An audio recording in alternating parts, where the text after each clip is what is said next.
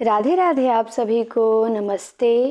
मैं नम्रता आप सभी का हार्दिक स्वागत करती हूँ अपने चैनल पे। तो आज हम कहानी देखेंगे हार की जीत। इस कहानी को लिखा है सुदर्शन ने और इसका प्रकाशन होता है 1920 में। सरस्वती पत्रिका में ये कहानी आती है। तो आपके सिलेबस MP वर्ग 2 में ये कहानी लगी हुई है, हार की जीत। तो इसी को आज हम लोग पढ़ेंगे। तो चलिए शुरू करते हैं। पढ़ने के बाद बाकी इसको समझेंगे और समझाया जाएगा। फिलहाल आपको ध्यान देना है, हार की जीत कहानी के लेखक सुदर्शन हैं। 1920 में सरस्वती पत्रिका में इसका प्रकाशन होता है। तो शुरू करते हैं। क्लास एक बार आप शेयर कर दें सभी के यहाँ, ताकि सब लोग जुड़ें और देखें क्लास को, और आप भी ध्यान से सुनिए।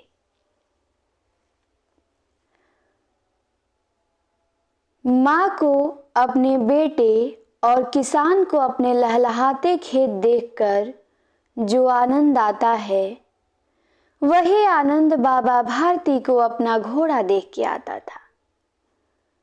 तो एक आपके पात्र मिल गए, बाबा भारती। तो जैसे माँ अपने बेटे को देख के खुश होती है, और किसान, जब किसान खेती करे और उसकी फसल एकदम लहलहा रही है खेत में, तो उसको देख के वो इतना खुश होता है, जितना आनंद उसे आता है उतना ही आनंद आता था बाबा भारती को अपना घोड़ा देख के। तो ये ध्यान देना है, भगवत भजन से जो समय बचता वह घोड़े को अर्पण हो जाता। तो भगवत भजन करते थे बाबा भारती, उससे जो इनका समय बचता था वो सारा समय घोड़े को अर्पण हो जाता था।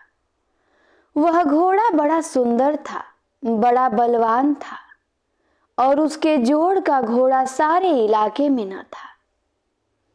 तो ये बताते हैं कि ये जो घोड़ा था बाबा भारती का, बड़ा सुंदर था, बड़ा बलवान था, और उसके जोड़ का, उसके टक्कर का कोई घोड़ा उनके इलाके में नहीं था। तो कुछ घोड़े होते हैं बहुत सुंदर होते हैं, देखने में ही लगते हैं। और बाबा भारती उसे सुल्तान कह के पुकारते।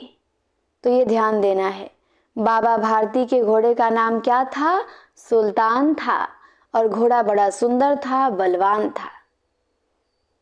अपने हाथ से खरहरा करते, खुद दाना खिलाते और देख देख के प्रसन्न होते थे। उन्होंने रुपया, माल, असबाब, जमीन आदि अपना सब कुछ छोड़ दिया था, यहाँ तक कि उन्हें नगर के जीवन से भी घृणा थी। अब गांव से बाहर एक छोटे से मंदिर में रहते और भगवान का भजन करते थे। मैं सुल्तान के बिना नहीं रह सकूंगा, उन्हें ऐसी भ्रांति सी हो गई थी। वे उसकी चाल पर लट्टू थे, कहते ऐसे चलता है जैसे मोर घटा को देख के नाच रहा हो। और जब तक संध्या समय सुल्तान पे चढ़ के 8-10 मील का चक्कर ना लगा लेते, उनको चैन ना आता। तो जो बाबा भारती थे, उन्होंने अपना सब कुछ धन दौलत, घर द्वार छोड़ दिया था, और गांव से भी उनको घृणा थी, गांव भी अपना छोड़ दिए थे। गांव के बाहर वो एक मंदिर में रहा करते थे, भगवान का भजन करते थे, और भजन करने से समय मिलता था तो अपने घोड़े सुल्तान के साथ वो रहा करते थे। तो सुल्तान से उनको बड़ा लगाव था, बाबा भारती को। और कहते थे, उनको लगता था कि मैं इसके बिना नहीं रह पाऊंगा, कभी नहीं रह पाऊंगा। और उनको ऐसा अनुभूति होता था, दिन भर उसी की सेवा करते थे, शाम होती थी तो जब तक 8-10 मील उस पर बैठ के चक्कर ना लगा लेते थे, उनको चैन ना आता। तो ऐसा लगाव होता है जानवरों से, बाबा भारती को जैसे है। मेरे भी एक दादाजी हैं, उनको भी बहुत लगाव है। तो उनको तो घोड़ा नहीं है, उनकी तो एक गाय है और भैंस, उनसे उनको बड़ा लगाव है। सब कहते हैं कि उम्र हो गया है, अब मत रखिए, मान ही नहीं सकते हैं, उनसे बातें करते हैं वो। हम लोग छोटे पे खूब हंसते थे सुन सुन के कि क्या बात करते हैं, जब तक उनकी भैंस गाय खाना ना खा ले वो खाएंगे नहीं। रात रात भर उठ के देखते रहेंगे कि उनका खाना खत्म तो नहीं हो गया है। बच्चों की तरह बातें करेंगे, उनको खूब नहवाएंगे, कहेंगे कि तुम लोग मुझे छोड़ दोगे तो मैं रह लूँगा, लेकिन मैं इनके बिना नहीं रह पाऊँगा। तो उनको बड़ा लगाव है उनसे बहुत। तो उसी तरह बाबा भारती को अपने घोड़ों से था। तो ये होता है लगाव। और देख लीजिए, ये बाबा भारती हैं और ये इनका घोड़ा है। तो यहाँ पे दिखाया गया है, दिख रहा होगा आप सभी को। चलिए, तो हमने बाबा भारती का दर्शन कर लिया और उनके घोड़े का भी कर लिया। इसका नाम है सुल्तान। नाम भी इसका बड़ा अच्छा है, सुल्तान। अब आगे देखते हैं। आगे दिया है कि खड़क सिंह उस इलाके का प्रसिद्ध डाकू था। लोग उसका नाम सुनकर कांप जाते थे। होते होते सुल्तान की कीर्ति उसके कानों तक भी पहुंची और उसका हृदय उसे देखने के लिए अधीर हो उठा। तो अब सुल्तान की जो चर्चा थी और ये बातें थी उसके यहाँ भी पहुंची कि बड़ा सुंदर, बड़ा बलवान घोड़ा है बाबा भारती के पास। तो ये बातें धीरे धीरे खड़क सिंह जो डाकू था उस इलाके का प्रसिद्ध, उसके यहाँ भी पहुंची। तो एक दिन वह दोपहर के समय बाबा भारती के पास पहुंचा और नमस्कार करके बैठ गया। बाबा भारती ने पूछा, खड़क सिंह क्या हाल है? खड़क सिंह ने सिर झुका के उत्तर दिया कि आपकी दया है। तो बाबा भारती बोले, कहो इधर कैसे आ गए? तो खड़क सिंह बोला कि सुल्तान की चाह खींच के लाई इधर। तो बाबा भारती बोले, हाँ बड़ा विचित्र जानवर है, देखोगे तो देखते ही प्रसन्न हो जाओगे। तो खड़क सिंह बोला कि मैंने भी बड़ी प्रशंसा सुनी है। तो बाबा भारती बोलते हैं कि उसकी चाल तो तुम्हारा मन मोह लेगी। तो खड़क सिंह बोला, हाँ और सुना है कि देखने में भी बड़ा सुंदर है। तो अब बाबा भारती कहते, मत पूछो, उसका तो कहना ही क्या। उसे तो जो एक बार देख लेता है उसके हृदय पे उसकी छवि अंकित हो जाती है। तो खड़क सिंह बोला, हाँ मेरी भी बहुत दिनों से अभिलाषा थी, तो आज उपस्थित हो पाया हूं। बाबा भारती और खड़क सिंह दोनों अस्तबल में पहुंचे। बाबा ने घोड़ा दिखाया। घमंड से खड़क सिंह ने देखा आश्चर्य से। तो बाबा भारती अब अपना घोड़ा दिखाए तो बड़े घमंड से दिखाई कि देखो मेरा घोड़ा इतना अच्छा है, सुंदर है, तुम भी खुश हो जाओगे। और जब खड़क सिंह देखा तो वो सच में आश्चर्य हो गया। उसने सैकड़ों घोड़े देखे थे, परंतु ऐसा बांका घोड़ा उसकी आंखों से कभी न गुजरा था। वो सोचने लगा कि भाग्य की बात है, ऐसा घोड़ा तो खड़क सिंह के पास होना चाहिए था। इस साधु को ऐसी चीजों से क्या लाभ। अब सोचा कि इतना बढ़िया बलवान सुंदर घोड़ा तो मेरे जैसे डाकू के पास होना चाहिए जो 100 घोड़ा देखता है रखता है। इस बाबा साधु के पास इस घोड़े का क्या काम है, खड़क सिंह सोचा। तो कुछ देर वो आश्चर्य से चुपचाप वहीं खड़ा रहा। इसके पश्चात उसके हृदय में हलचल होने लगी। बालकों की सी अधीरता से बोला, परंतु बाबा जी इसकी चाल ना देखी तो क्या। अब वो बोला खड़क सिंह कि अब तो मैंने सुंदरता देखी ली इसकी, लेकिन जब तक इसकी मैं चाल नहीं देखूंगा तब तक तो कुछ देखा ही नहीं। तो बाबा भारती भी मनुष्य ही थे। अपनी चीज की प्रशंसा दूसरे के मुख से सुनने के लिए उनका हृदय भी अधीर हो गया।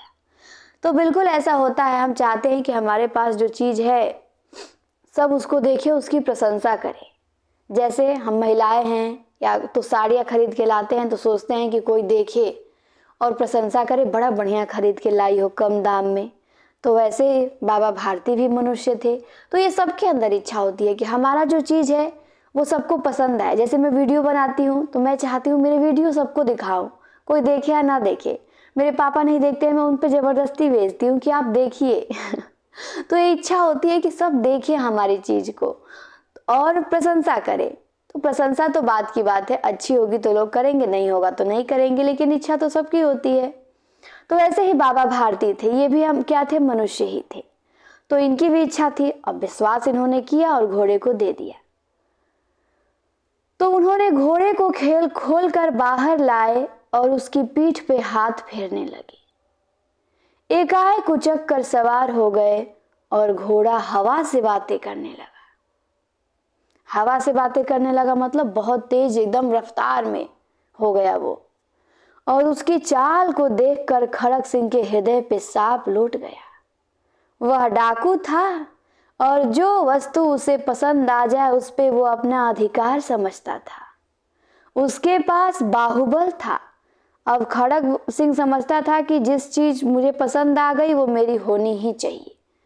तो अब तो उसको घोड़ा पसंद आ गया था, उसका मन ललच गया था। अब बाबा भारती तो दिखाए थे कि प्रशंसा करेगा, अच्छा चीजें दिखा दो। उनको क्या पता था कि अब घोड़े पे इसकी गलत निगाह हो जाएगी, बेचारे के घोड़े को ले जाएगा।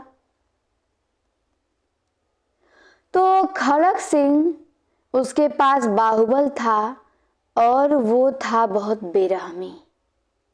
जाते जाते उसने कहा कि बाबा जी, मैं यह घोड़ा आपके पास न रहने दूंगा।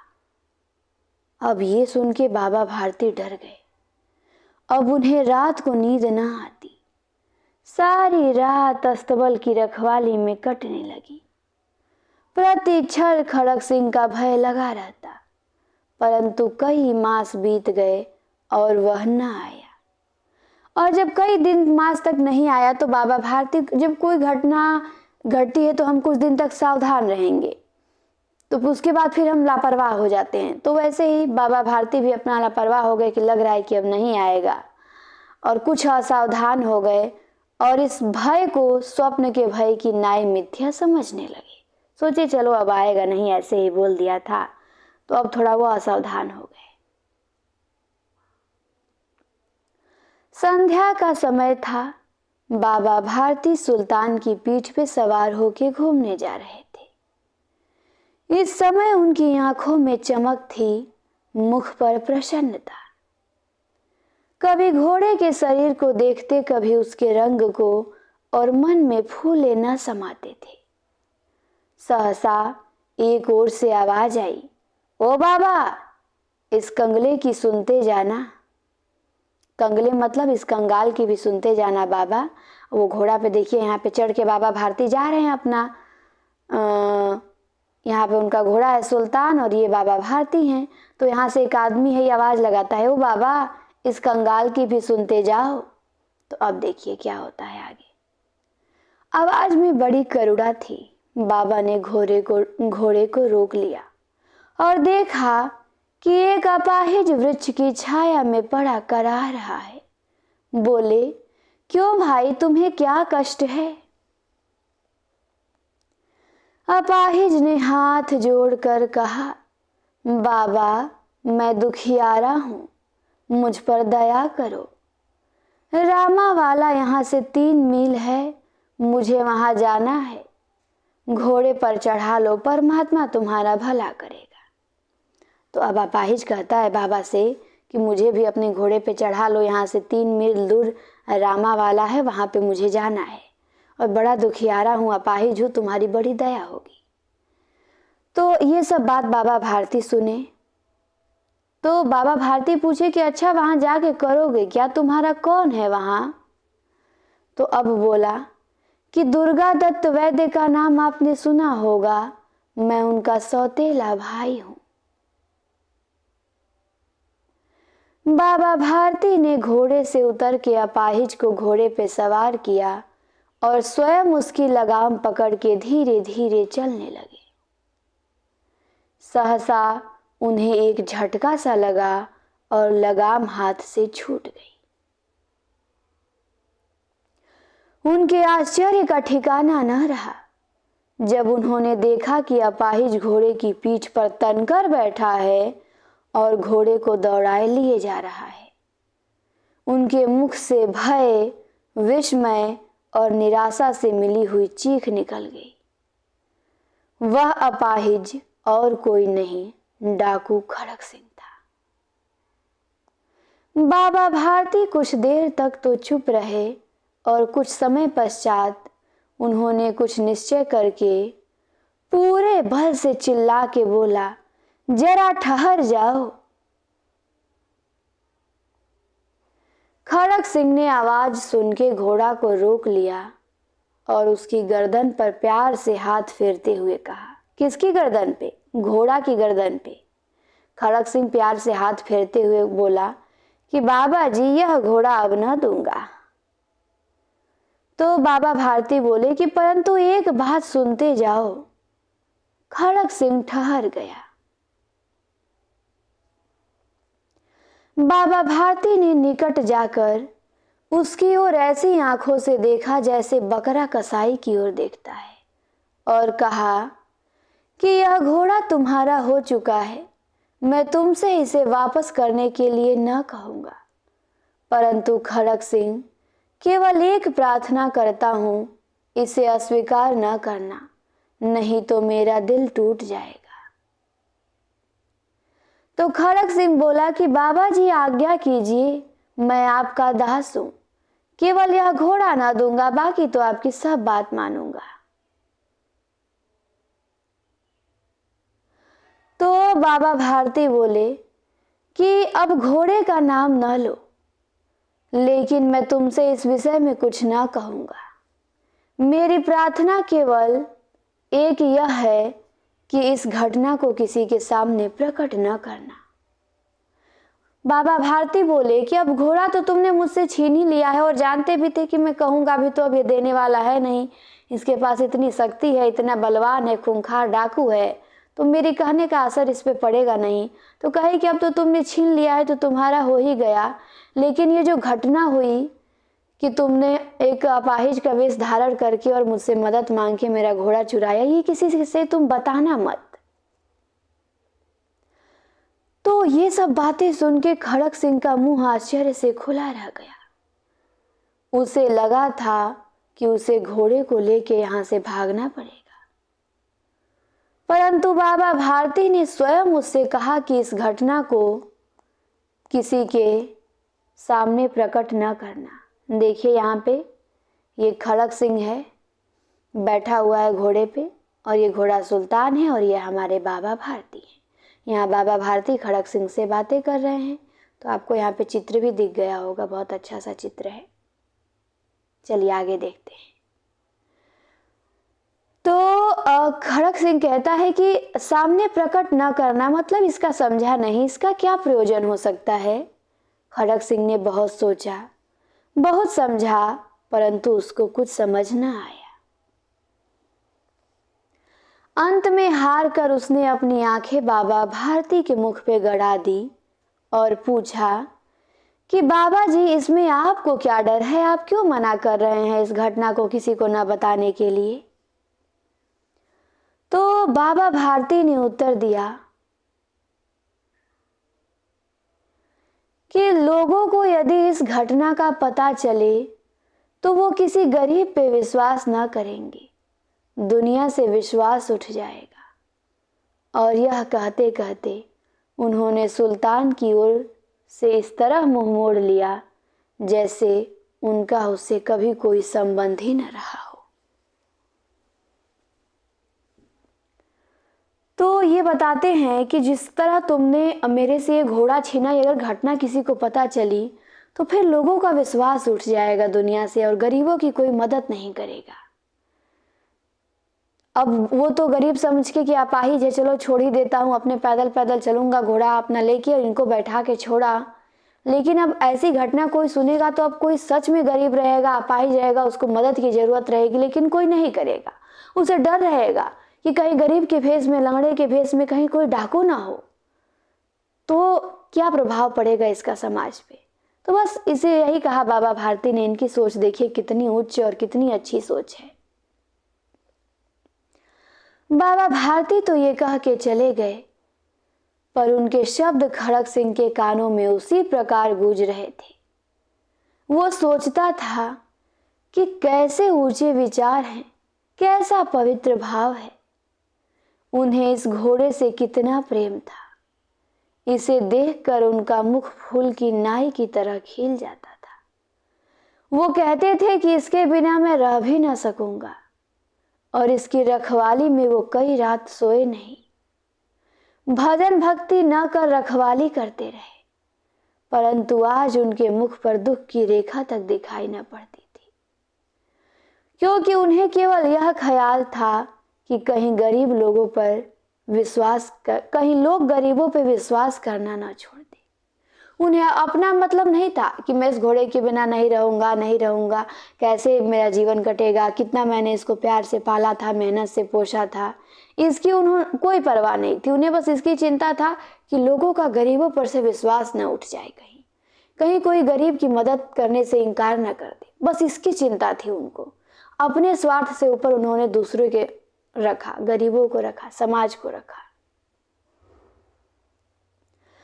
रात के अंधेरे में खड़क सिंह बाबा भारती के मंदिर में पहुंचा। चारों ओर सन्नाटा था।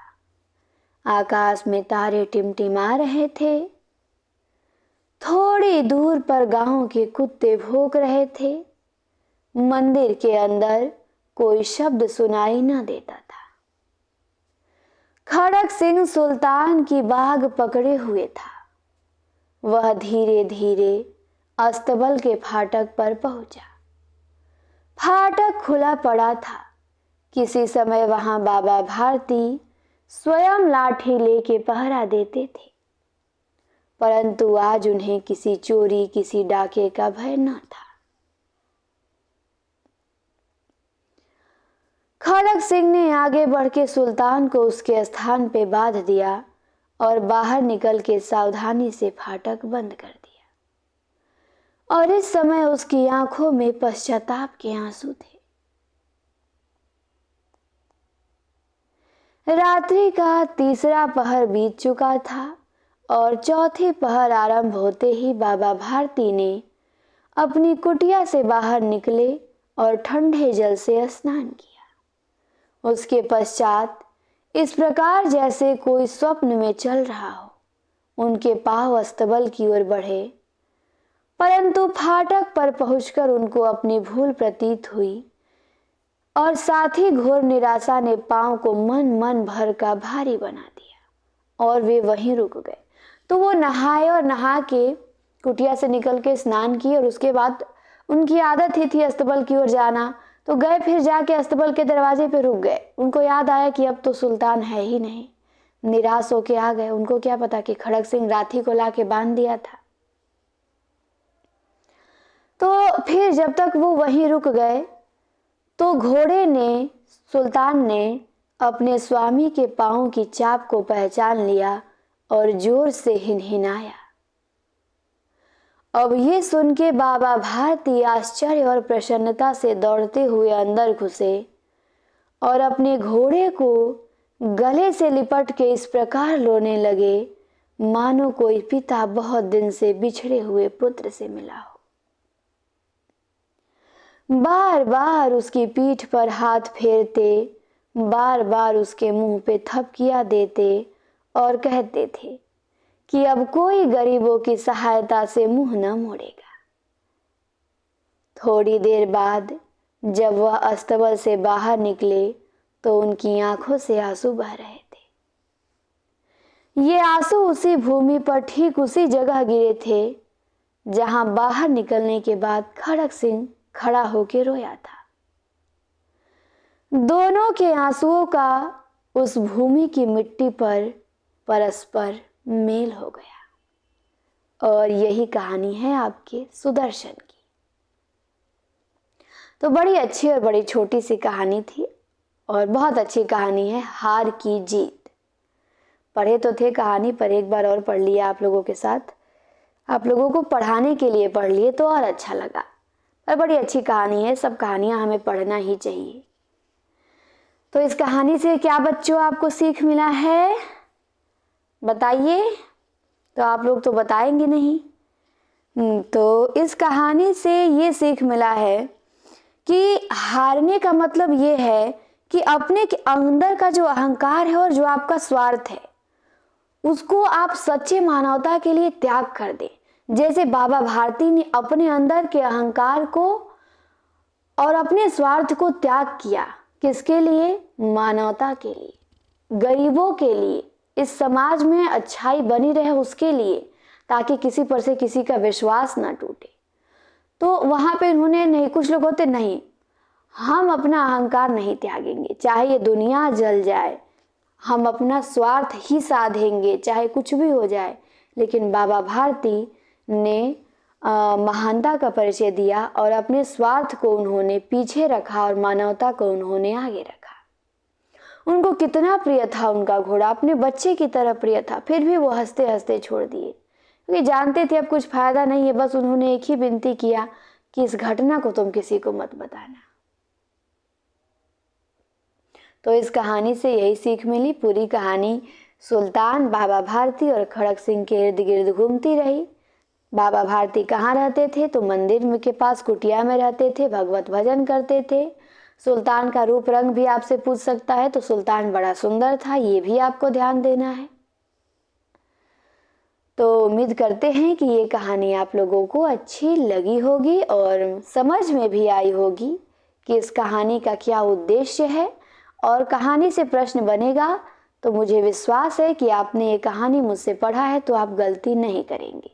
आपको लगेगा कि कुछ नहीं याद है, पर वहाँ विकल्प देखेंगे तो आपका गोला सही वाले विकल्प पे ही जाएगा, ये मेरा विश्वास है, यदि आपने ध्यान से कहानी सुना हो तो चलिए थोड़ा हम लेखक का भी परिचय देख लेते हैं। सुदर्शन जो कहानी को लिखे हैं, तो लेखक से परिचय। तो यह कहानी जो है हिंदी की प्रसिद्ध कहानियों में से एक है और इसे हिंदी के प्रसिद्ध लेखक सुदर्शन ने लिखा है। सुदर्शन का वास्तविक नाम था बद्रीनाथ भट्ट। उन्होंने पहली कहानी तब लिखी थी जब ये आप ही की तरह छठी कक्षा में पढ़ते थे। आप ही की तरह नहीं, आप लोग तो बड़े हो गए हैं, बीएड वेड कर लिए हैं। आप ही की तरह मतलब ये 6 के क्लास में लगी है आपके एमपी में और एनसीईआरटी में। ये जो हार की जीत कहानी है कक्षा 6वीं में लगी है, यूपी में भी है ये। तो जब कक्षा 6 में सुदर्शन पढ़ रहे थे हमारे 6 के क्लास के प्यारे प्यारे बच्चों की तरह, तभी ये कहानी लिखने लगे थे। हम अपने बच्चों को बताएंगे कि देखिए आपको कहानी पढ़ना चाहिए और आपको भी कुछ ना कुछ लिखने का प्रयास करना चाहिए। और हम अपने बच्चों को देंगे होमवर्क कि आप अपने मन से एक पेज का एक लेख लिख के आइएगा। ठीक समझ में आया? तो सुदर्शन ने कहानियों के अतिरिक्त कविताएं, लेख, नाटक और उपन्यास भी लिखे हैं। इनका उपन्यास भागवंती है, बड़ा प्रसिद्ध है। और इसके अलावा उन्होंने अनेक फिल्मों की पटकथा और गीत भी लिखा है। तो ये आपके सुदर्शन हो गए। इनका जन्म 1896 में और निधन 1893 में हुआ था। 1993 में जन्म 1896, निधन 1983 में हुआ था। और पूरा नाम बद्रीनाथ भट्ट था, जान ही गए आप लोग। अब देखिए शब्दार्थ देखते हैं, दिया है तो नहीं दिया है। हाँ, यहाँ पे देखिए कुछ चित्र दिखाया गया है, कितना अच्छा से दिया गया है एनसीईआरटी की बुक में। एनसीईआरटी वाकई में बहुत अच्छी बुक है। तो ये देखिए, ये बाबा भारती हैं, इनका दिखाया गया है कि ये कैसे प्रवृत्ति के थे? दयालु प्रवृत्ति के थे। तो इनके गुणों को यहाँ पे आपको भरना है कि इनके 3 गुण कौन कौन से हैं।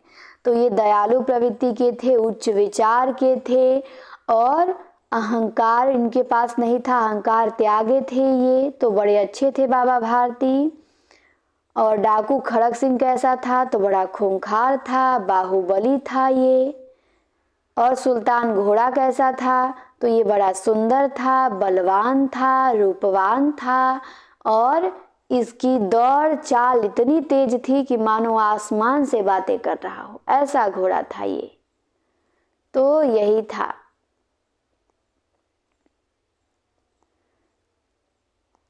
अब तो कुछ नहीं दिया है बताने लायक, जितना बताने लायक था बता दिए। हाँ, कुछ अर्थ दिया है, जैसे चकित मतलब, अधीर मतलब, डर मतलब। तो ये तो जानते ही हैं, चकित मतलब आश्चर्य है, अधीर मतलब डरे हुए जैसे, या धैर्य खो दिए हैं। तो आपकी हार की जीत कहानी यहीं पे समाप्त होती है। और क्लास कैसा लगा कमेंट में बताएंगे, और एमसीक्यू किया जाएगा, पढ़ा लेने दीजिए। कुछ रचनाएं मैं पढ़ा लूँ उसके बाद कराऊंगी, आप परेशान ना हो, आप कमेंट करते रहते हैं तो एमसीक्यू भी होगा।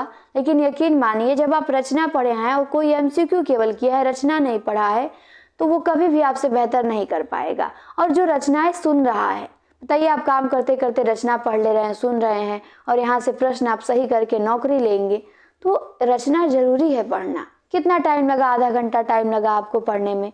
खाना बनाते बनाते, खाते खाते आप सुन लेंगे। तो फिर उसके बाद किया जाएगा वो भी, पहले आप जो आपको दिया जा रहा है उसका आप लोग आनंद लें और उसका फायदा उठाएं और उसको अच्छे से ध्यान से सुने।